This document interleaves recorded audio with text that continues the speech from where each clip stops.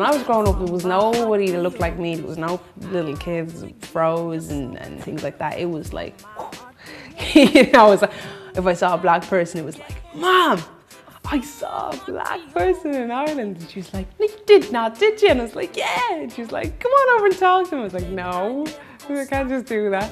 But now it's like Chinese, Asian, whatever. Everybody is just over here now, and it's fantastic. And I think that's the biggest influence, because once, you know, you get people from all over the world that come to one place, it changes everything. It changes, you know, whether it's restaurants, food, and obviously it changes music. I think the music scene has been heavily influenced by that, and it's great. Growing up in Ballyboden is everybody knows everybody, and I was usually like someone's little sister, you know, that way. It's like you'd call up and you'd be like, oh, you Laura, you John's little sister, are you? Are you Catch's little sister?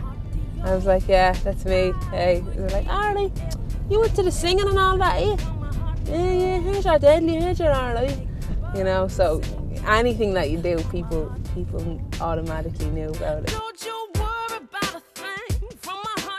We're back at home. This is where I grew up and wrote my entire album, actually, in that very front room there. So yeah, it's crazy being back after all this time, you know. Growing up in this area was definitely a motivator, in the sense of I wanted, you know, I wanted more. I really wanted to see the world. I wanted to get out. And when I, you know, fell for music, that was my outlet. That was my way that I was gonna see the world and just get to do what I love, you know.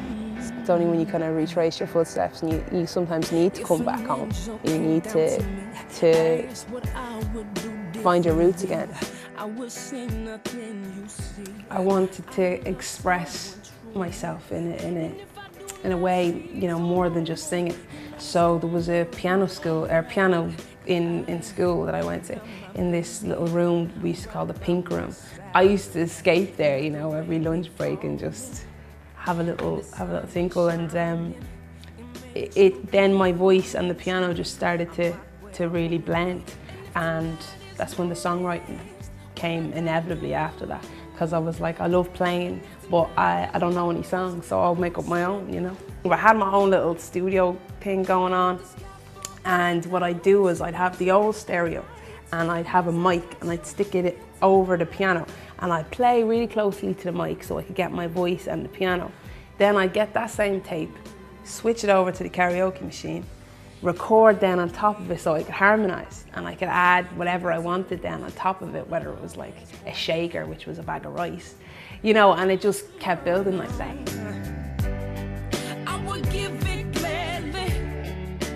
So basically this is the piano that I used to play on in lunch times, and sometimes classes I wasn't supposed to be missing. But yeah, I actually wrote a tune on the record on this very piano, and it's called Yes. And it used to be very kind of square. I used to play it like.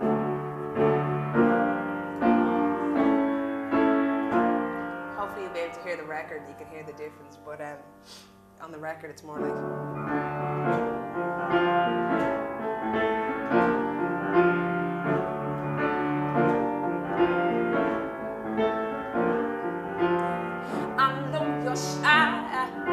Y'all guess what? So mine.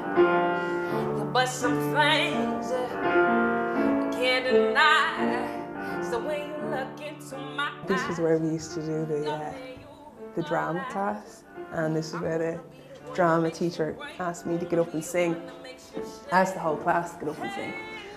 And I'd never sang a note in my life, but had to do it because everybody else was doing it. And got up and I sang, "There can be miracles if you believe," Whitney Houston and Mariah Carey. And yeah, and everybody kind of was like, "Laura, you can sing." It was in the classroom. Over there was when I got a text message off my manager saying that I was going to support James Brown in like 3-4 hours. So that's when I got up and I told my teacher I gotta go. Mr. Brown needs me. I said, no, I ain't no you that long, but I feel as though we all belong. Hey, hey, hey, hey, hey, hey, hey. Oh, yeah. 13, 14 and 15 were just the years I just got so in love with music, you know, and started playing the piano, started writing, and then I entered a 2FM song contest. And that's really where I think, you know, the beginning of my career kind of started to take off. This is Vicar Street. This is where I won the 2FM song contest about 5 years ago now. And the 2FM song contest is basically our national radio. It holds this big competition every year. You know, hundreds, thousands of applicants every year, and you get called then if you get in the top 10. It's a pretty big deal for an Irish person to get in this competition, and a huge opportunity. So at 15 I was just like ecstatic, especially when I came in here. So this huge room, it's probably my first ever performance, you know. But it's cool. So hopefully one day come back and we'll do a headline, fill it out. That would be the next step.